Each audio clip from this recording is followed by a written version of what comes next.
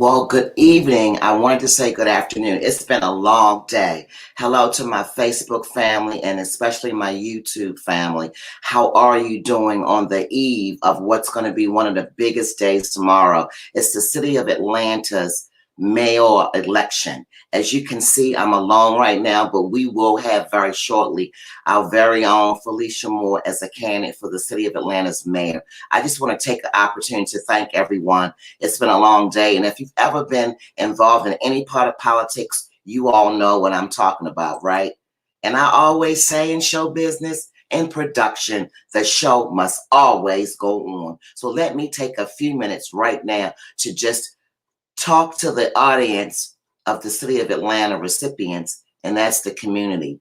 Tomorrow is November 30th, Tuesday, and it is your time to exercise your right to vote. A lot of my audience knows me from the League of Women Voters of the state of Georgia, and I'm very proud to be a 15-year member holder. And I just want to say three things. One, voting is a lifestyle. And for the community of Black and Brown and all the communities, it's vitally important that we exercise our right to vote. Although we may not understand everything in politics, although it might not go our way, I never ever, and this is Bella talking personally, of course, want to take the opportunity to stamp on the opportunity to vote. I recognize the importance of voting, and I recognize that our forefathers, our ancestors, our lineage fought and died to vote. Do people recognize, community, that it's a privilege to vote? Certainly in the brown and Black community, I don't have to go through the history of what Martin Luther King did and why he did what he did to exercise our right to vote, along with many community leaders. Our very own Ambassador Andrew Young, who lives right here in the city of Atlanta, Georgia, who will be turning 90 in March of 2022, still is fighting the good fight. As I had the opportunity to work with and speak to our very own Congressman John Lewis, who's coined the phrase, if you're going to get in trouble, get in good trouble. I cannot employ people enough to take your right to vote. If you came on earlier when we had the candidate Andre Dickens, he really took the time to share with the community the low turnout from the first election of this race. For all of you who know me that I am very sincere in what I say. It's embarrassing, Atlanta. Yeah, I said it. It's my show, and I can say it again. It's extremely embarrassing, community, when you have the right to vote. The turnout was unbelievably low. So what is Bella saying? It's very simple. I did not stutter. It's very clear. When you have an opportunity to vote, it is your responsibility. Let me say that again. It is your responsibility, and it's your given right as a citizen of the United States of America to vote.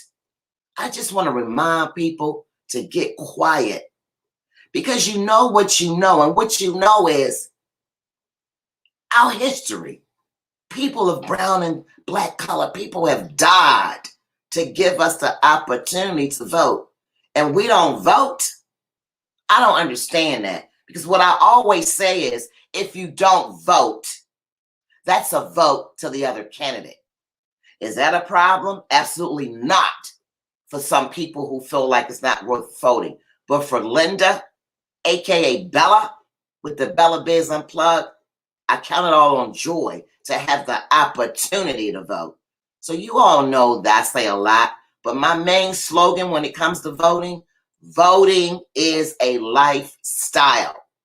Let me say that one more time. Voting is a lifestyle. What does that simply mean? Stay engaged, stay informed, and above all, stay woke. Stay woke. Stay woke. For those people who choose not to vote, certainly it's your prerogative. But I also say to those people who don't exercise their right to vote, when the voting process is done and when the candidate wins, whomever he or she may be, don't complain about it. Why would you not exercise your right to vote and then sit on the sidelines and complain about the candidate who won? So again, I cannot stress enough. And for those who wonder if Felicia Moore is, she is very hard as Andre Dickens. They're still stomping the camping grounds. And I appreciate the fact that she's coming in a few short minutes. I wanted to come on, honor my word, and invite everyone, the city of Atlanta residents who are able to vote in Fulton County and DeKalb County, to get up tomorrow morning with a right mind and a good frame of mind and vote. VOTE. Come on, we can do it, Atlanta. Come on, community. Despite how you feel about whichever candidate, my express opportunity and my commitment and responsibility is to make sure I bring these situations to light. Why? So I can give my community, who I love, the opportunity to see things as they are, not to see things as they might appear to be. So audience, whether Felicia Moore comes on or not, I appreciate her opportunity. I'm going to stand the gap for her as long with Andre Dickens. Whoever wins, it will be fair and clean, but they will not win if you don't go out and vote. VOTE. For all of the community, I'm talking to the community of the city of Atlanta.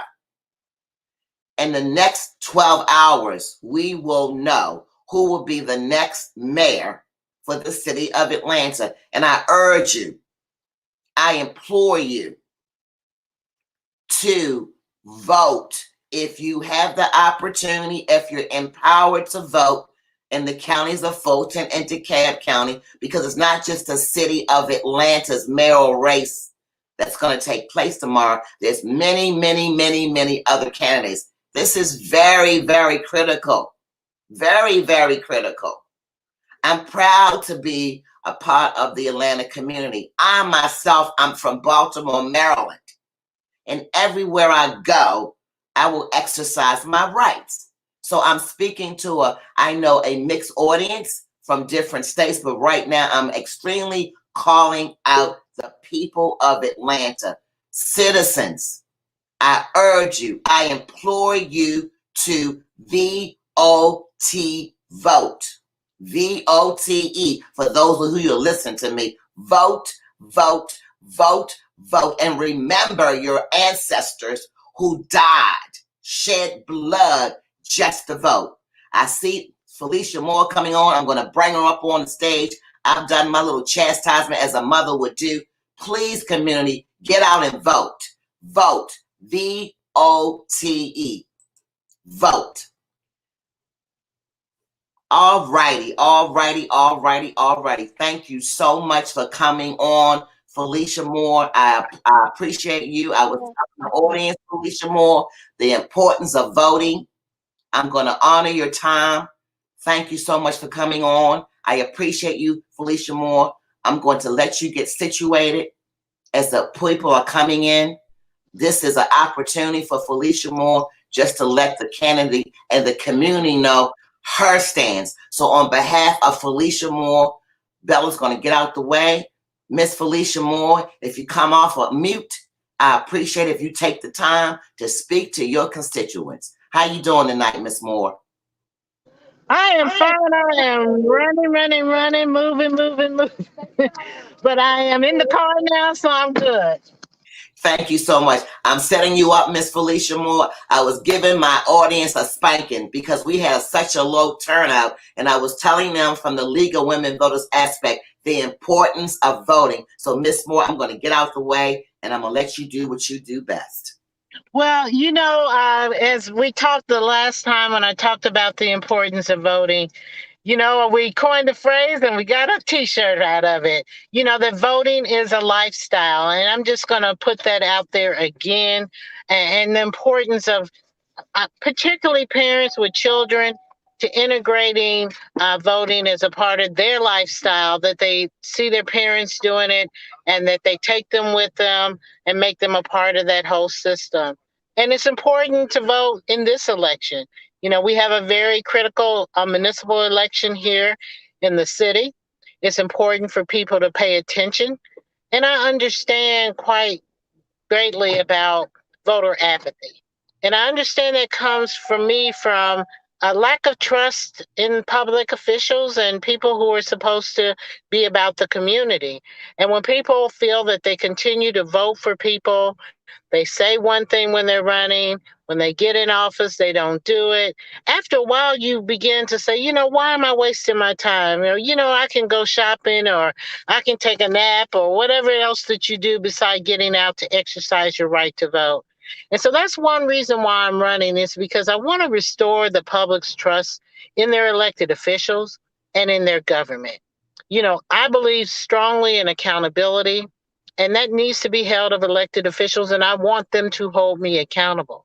And that is accountable to doing what you say you're going to do. If you find you can't do what you said you would do, then you need to come back to the people and let them know that and explain to them what you're going to do. If you get it wrong, say, you know what, I got it wrong. And then, apologize and say what you're going to do to make it better. We just need to make sure that we're communicating with our people and not only doing what we say we're going to do and holding ourselves accountable and being held accountable, but doing what you're supposed to do. And being held accountable if we don't. That's why we have this cloud of corruption that's over city government that I want to work to dispel. I've served with integrity, I've fought against corruption, and I want to make sure that we end this and get this cloud off for City Hall so the sun can shine in and we can grow and prosper and be the great city that we are. The other biggest reason I'm running, and many people have said, is one of the biggest threats to our city is the fact that we have so much crime. When people are picking up the phone, calling me from other cities, asking me what's going on in Atlanta, we have a problem. And we've got to fix that problem, because in order for us to prosper, for people to be able to go where they want to go, their everyday task, and do what they want to do, they need to know that they feel safe.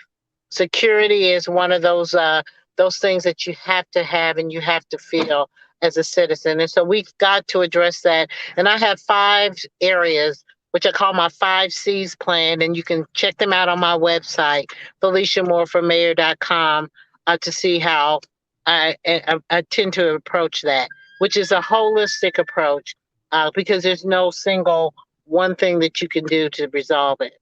And then the other thing is our city service delivery. If crime wasn't on the table, I would still be running, because we have let the foundation of our city service delivery crumble in this city, to the point where, you drive down the road, you're cussing every time you hit a pothole, or your leaves aren't getting picked up. When you start seeing services that are basic, that should be delivered, when you see how filthy and dirty our city is, this is symptoms of a big problem. And that's what I want to address. I talk to the city employees that do the work. I'm proud of the fact that I, over the decades of my service, have really developed a close relationship with them. And they know what's wrong, and I hear what's wrong. There's dysfunction, there's mismanagement, there's equipment that's down, facilities that are bad. It's not the glamorous work. It's not the big stadiums that we build or streetcars to nowhere. It's not those kinds of things. But I'm willing to do that kind of work, the non-glamorous work, to make sure, if I do nothing else, that we fix the issues that we have, that we clear out all of these cans that we've kicked down the road, and allow this city to be moved by the next mayor in an even greater direction than we are now. Felicia Moore, if I may interject, it's so many questions coming in, and I know we're short for time. You have all the time on the platform. I applaud you, and you can take as much time as you want. We just have one question, just arbitrarily, because we want to match up. Ashley Bullett's asking, what about affordable housing? Well, affordable housing is another big issue. I think it's right there with the crime in our city are behind that. So I look at it two ways. There's housing affordability, which is how much housing can you afford? You know, there are many people who can't afford to live in this city. And that is because of wage stagnation and not ability to have enough money. So I want to work on that end of the spectrum, particularly where we have generational poverty in our city and people aren't able to make a living wage or better. That's something that we have to work on and we have to fix. And so I want to get our workforce development agency, which frankly has not done its job for the time that I've been elected, and get it up and running. Work with in partnership with our unions to get people in apprenticeship jobs where they can make more than that living wage, more than that $15 an hour. But then the other part is the housing of affordable housing. And so that's the spectrum from people who are unsheltered, who don't have any money, to people who are 50% or below the area median income that kind of fit under the jurisdiction of our housing authority, which is frankly sat on vacant property for over 10 years that we need to build housing on that people can live in that's affordable. And then there's just city employees and other employees in the city who would love to live in the city that live in the city that they work for and they can't afford it. We need to work on that as well. And then the middle class, we kind of forget about them, people who do have decent wages, but they can't afford the high price of housing in our city. So what I want to do is start with the low hanging fruit, the vacant property we have in the city, the property we have in our land bank authority, the property that's sitting vacant in the housing authority. Let's start there and build affordable housing so that people will have somewhere that they can live and we can get more units on the ground. And then let's also preserve the neighborhoods that we have that still have some affordability, making sure they're kept up so that we can make that life cycle of affordability a little longer because people are snatching up properties all over this city. And as long as we can help people stay in their homes by having their property tax assessments frozen, if you've lived in your home 15 years or longer, I would love to proffer that. But we've got to get the school board, which is the large part of your property tax dollars, in Fulton County to contribute. We need to look at tools like that so we can help people stay in their homes.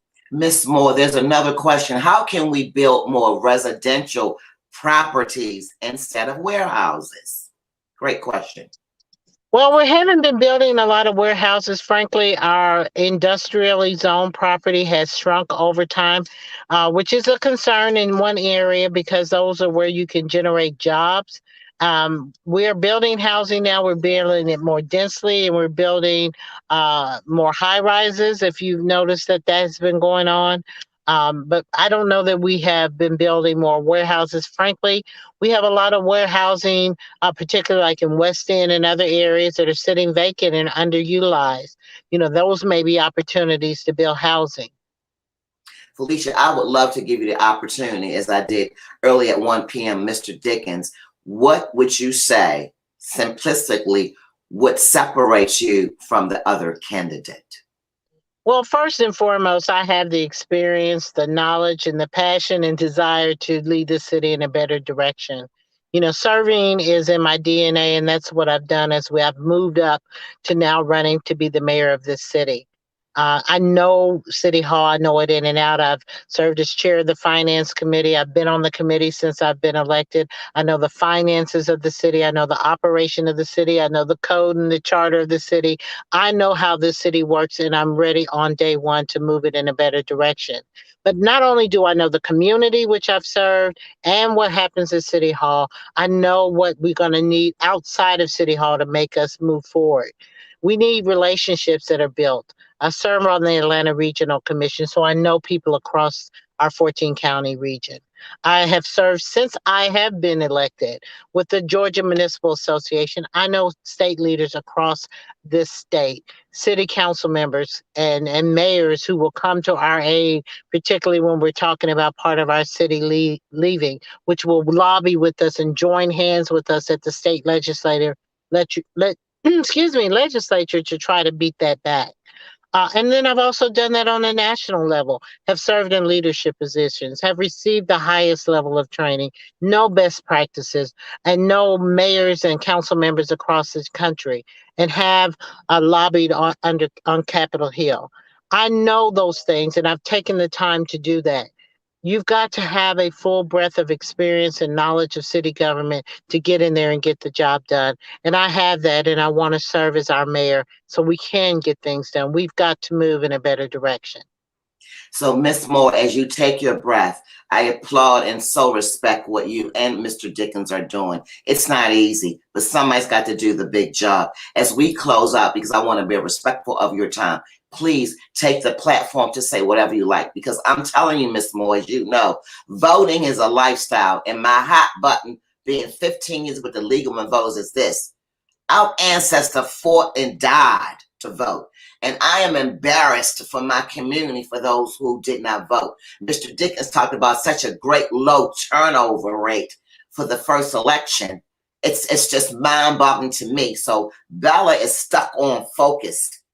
Exercise your right to vote. Miss Moore, you know, you and I both came up with voting as a lifestyle. So please, madam, take your time to tell this community, particularly the Fulton County community, particularly the DeKalb County community, the importance, which we shouldn't even have to go there, in exercising your right to vote.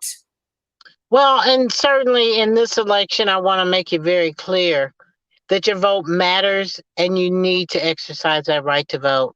When you elect the next mayor of the city, and I'm asking for everyone's support, you're electing someone not only for 4 years, but more than likely for 8 years. That's nearly a decade. That's a long time. And what happens in those 4 to 8 years will make the city either go in a good direction, or it will keep us stagnant, or in a bad direction. And that's why I'm touting the experience that I have and the knowledge and know how to get this city in the right direction. I want us to move away from the culture that we have in city government to a new direction. One that does not mean that you have to know me or I need to know you for you to get the basic services that need in City Hall. We need to provide the services for everyone and everyone have equal access to it. You shouldn't have to call somebody, call in a favor or call someone to get something at City Hall. It should work for everyone. I don't believe in pay to pay politics. Scratch my back, I scratch yours. Horse trading. We don't need that anymore in city government. We need to get rid of the corruption that we have had so that everybody has an equal playing field. And we need to open city government up to everybody, not only just Black people and white people, but we have a whole array of people who live in this city who feel that Atlanta doesn't belong to them because I'm Latino or I'm Asian or I'm Indian, or I don't feel a part of the city because everything is in black and white and nobody's inviting me to the table. Nobody's inviting me to share my experiences or my knowledge or my know-how or my help to the city. We have a lot of critical issues and I can't do them alone. I'm going to be calling on our HBCUs. I'm going to be calling on our philanthropic community, the corporate community, people in the community, everyone, because we got to put many hands on this to make the work light and for us to get this city in a better direction. And so I want to unify our city. I don't want any part of our city to feel that they're not getting the services that they need or they're feeling unsafe and want to leave, because frankly, everybody feels that way. So we need to make it better for everyone in this city so we can stay and remain a body of Atlanta. And I will be fighting tooth and nail to make sure that happens. And what I need to do is to exercise the leadership that people want, start working on these issues, make sure I stay under that gold dome and let them know that Atlanta is one place, one people, and we're all unified together. And we're going to work on these issues. And I'm very confident we'll get it done. So I'm asking for people's support and their vote. Please make sure you go to the polls tomorrow, and you will be electing the next 10 years in this city. And I hope you go in the right direction and vote for me, Felicia Moore, for mayor of Atlanta. Well, you've heard it, Miss Moore. I thank you so much. I count it all on joy. It's a pleasure. It's an honor. I know if you have to step off and move into your next platform, please feel free to do so. I'm going to whip them again, Felicia. I'm going to talk about voting a little bit to make sure they really come out and vote. All right. I know you can do it. And thank you so much for your time. God bless you. God bless you. All right, audience, I'm not playing. You've heard it from me. That was Felicia Moore, candidate. Let me close out very calmly with this. Fulton County, DeKalb County, we got to do it. You've heard both candidates. If you missed the earlier programming at 1 p.m., feel free to go to my YouTube channel, Bella Biz Rigby, and play it again, and play it again, and play it again, and play it again until you decide on who you're going to vote. Let me say something as I close out.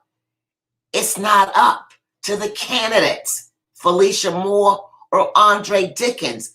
It is up to you, community. You, community. You make the decision. Regardless what you see, regardless what you hear, we know our system is broken. We know there's flaws, but don't let that stop you. As we say in the production world, the show must go on. I urge you, I implore you, community, come out. We can do it. I know we can do it. Let's up those numbers. Let's exercise our right to vote, because you're not just voting for the mayor, you're voting for other things as well as the community. So as I close out and I give you my all, I'm asking you, I'm imploring you, for all of the citizens who have the opportunity to exercise their right to vote on November 30th, 2021, for the city of Atlanta's critical position of the mayor. Who will it be? Felicia Moore or Andre Dickens?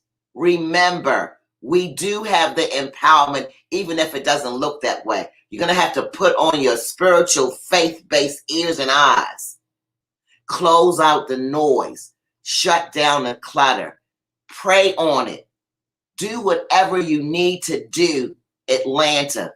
Exercise your right to vote. Exercise your right to vote. And think about it quietly. It doesn't take a rocket science. I did not stutter. You know what you know. Go with your gut. Look at the platforms. Look at both of them. I'm definitely doing my part. And you know how I'm doing my part, audience? By bringing the candidates to the light on the Bella Biz Unplugged. I am a City of Atlanta resident. I will be up tomorrow morning when the polls open at 7 a.m. exercising my right to vote. You know why? Because I had the pleasure and the humbleness to meet Congressman John Lewis. I don't want to let him down. The spirit of the ancestors, when he said, get out there and vote, Bella, I remember that Pettus Bridge, that bloody day. Okay? I remember Martin Luther King. Yeah, I said it. I remember. I was a little kid when he passed away.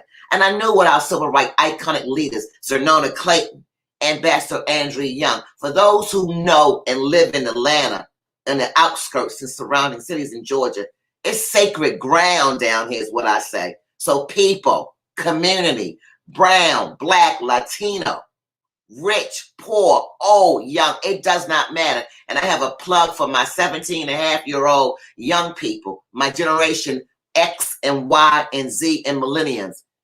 Get out and vote, young people. Get out and vote, young people. I don't want to hear that from you either. Oh, voting don't matter to me. Yes, it does. Let me say that one more time. It matters. You matter. So for anybody who don't vote and they let Bella know, don't come to me with any excuses and don't come to me with any I woulda, coulda, shoulda. Understand. Do a little research. And the research I'm asking you to do, go within your heart. Go within your soul. Think about it. Miss Moore said it. The next City of Atlanta mayor, think about the next 10 years. We can do it. Come on, community. So as I close out, I've done my chastisement. Exercise your right to vote. Voting is a lifestyle. I appreciate my audience, from my YouTube family to my Facebook, but this is a very serious matter. Because as we say in the AKA world, service to all mankind. It's a blessing, it's an honor, it's a privilege. But more importantly, stay woke and vote. Stay woke and vote. I want to thank you, audience, for coming on. I want to thank you for being able to adjust, because these are some hard grounds. We're definitely boots for the ground here in Atlanta, and we're going to fight to the very, very end. So when we wake up tomorrow, by tomorrow this time, we will know who will be the next mayor for the city of Atlanta. Make sure you do your part, because I'm certainly going to make sure I do my part.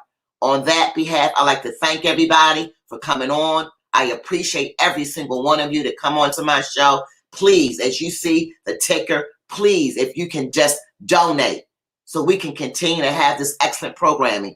Bella does it all on her own. I'm independent. Nobody owns me. This is just a platform I created to have for community.